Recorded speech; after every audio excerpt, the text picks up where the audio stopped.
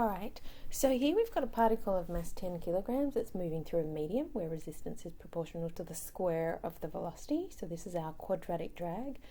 At a point in its flight, we know the horizontal and vertical velocities at 12 and 5 meters per second. And we're given if its terminal velocity. Now remember, terminal velocity still occurs here.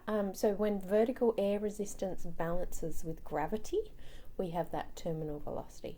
So we're given a bit of extra information here. So if its terminal velocity is 100 meters per second and gravity is 10, find the horizontal and vertical acceleration of the particle at that point. So at the point where it's kind of given us this point in its flight. So why are we given the terminal velocity? So, well, let's start off with the equations of motion. So usually I would just write x dot equals 0, but in this case we have quadratic drag. So I'll start with m like we do for the other cases, mx dot. It would have been 0, but we have this quadratic drag, which is minus kvx dot. Remember that, the horizontal component when you've got quadratic drag. And what about mx double dot? So in this case we've got minus mg. Now remember, this is kind of still in our projectile motion, although it's kind of projects up and then it's not exactly a beautiful quadratic here. But so we're thinking it goes up and then comes down. So just from the beginning, when it goes up, gravity is against it, or so we're looking at up as positive and down being negative, although gravity is acting down. Gravity is acting, let's say, against our motion, as it were. What else do we have? We have the vertical component here, which is negative kvy dot. All right. So, really we need to find this k first. That's why they've given us the extra information of the terminal velocity. So we know at terminal velocity that the vertical air resistance balances the gravity. So we know that terminal velocity is, we can kind of go y double dot, the acceleration vertically is 0. So let's use that.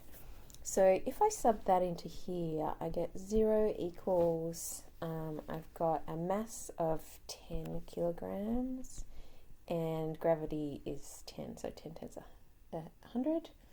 What else have we got? We've got minus k, our velocity being 100 terminal velocity. So this is when this is at vt. So at this time, my terminal velocity is 100. That means also my y dot is, in this case, it's negative 100.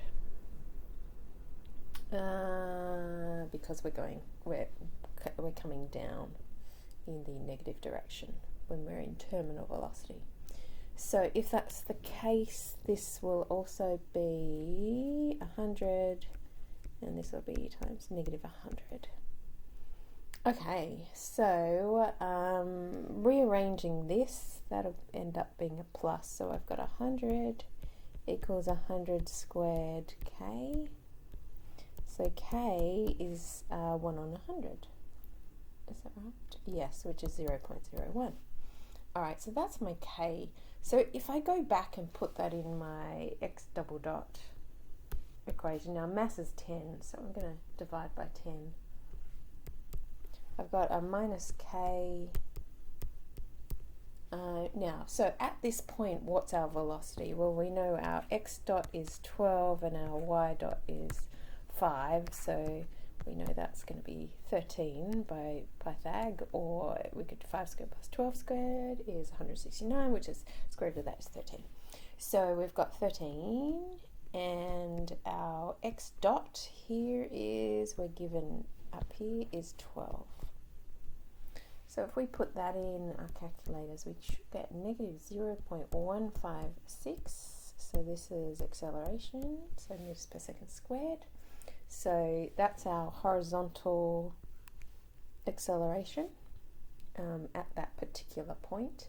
And if I go back into my y dot dot, so I'll rewrite it here. So I've got m y dot dot is minus mg minus kv y dot. So the resistance is against motion as well, of course. All right, so let's sub everything in, and remember we are going to divide by the mass, which is 10. So here I have minus 10 times 10, which is minus 100.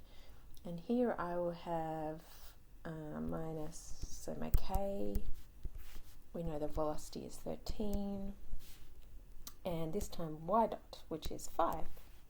So if we do that, we end up getting, I've run out of room, I'll just write it over here, negative 10.065. It's acceleration in the vertical direction.